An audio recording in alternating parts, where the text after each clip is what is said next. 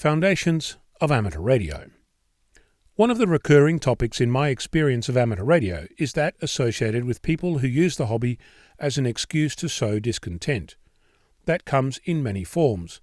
At the extreme end, it's harassment, but it also comes in the form of gatekeepers and naysayers. It's important to realise that while this behaviour is not limited to amateur radio, we seem to have more than our fair share of the negative element.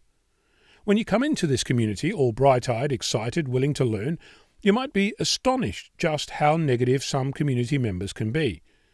You might pick up a special friend who follows you around, either on air or online, rarely in real life, who makes it their mission to make your life a misery. This behaviour manifests itself with statements about the unsuitability of your licence, your equipment, your gender, your knowledge, your examination process, your chosen frequency, your selected mode, anything that's not to the liking of whomever challenged your existence. This kind of behaviour is known as gatekeeping, and in amateur radio it's rife. People with a chip on their shoulder the size of Montana, with nothing better to do than to berate new amateurs, tell them off, preferably as a mean to explain to them why they should leave the hobby or are not worthy of being considered an amateur. In addition to these delightful utterances, I regularly see sexist, racist and other content shared among our community that would not be condoned in the workplace, let alone in the family home. Why do we as a community tolerate this extreme behaviour, when in the rest of our lives this is strongly discouraged and can lead to severe consequences such as dismissal and legal proceedings? In civil discourse we treat each other with respect, and that should be there regardless of the environment, be it professional, the home, or in this case a hobby. It's been said that for some people in amateur radio their biggest life achievement was the gaining of their amateur licence. The acronym FIGJAM comes to mind to describe some of those entitlement-rich individuals. So what do you do when you are confronted with a repeater troll or told that you don't measure up because you don't know Morse, or some other denigrating statement? Previously, I would have advocated that you ignore it and move on. Oftentimes, you've done nothing wrong and there's nothing to be gained from arguing the point. There's only one problem with that. There's no cost to the bully. Let's face it, we're talking about bullies. Minor or major, still a bully. No cost means no disincentive, which means that the behaviour continues until the bully gets bored.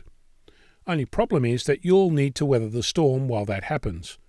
Not good for you, your mental health, or the mental health of the people around you. That's not good balance. As a community, it's our job, that is, my job and your job, to call out this behaviour and to expose it for what it is: abhorrent, elitist, sexist, racist, gatekeeping. I've been told that this isn't real and that I should leave this alone. And to that I say, no. This is my hobby too, and I get to have a say about what kind of hobby community I'd like to be part of. So instead, I think we as a community need to do something more active. I think we, that is, you and I, need to call out a bully when we encounter one.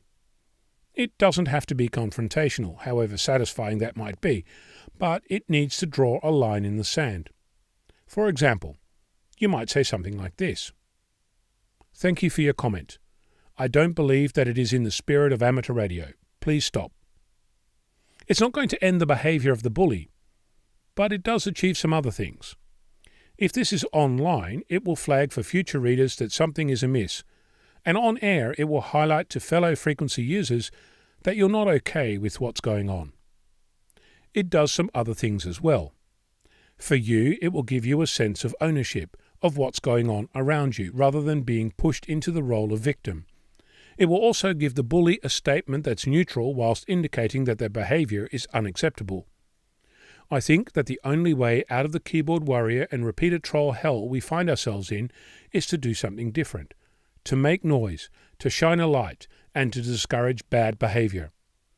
One thing I can say from personal observation is that what we as a community have done to date isn't working. It's getting worse. We're alienating good people who want to make a contribution, and we're doing nothing to discourage those who are sure of their position and are unapologetic about how they express that superiority.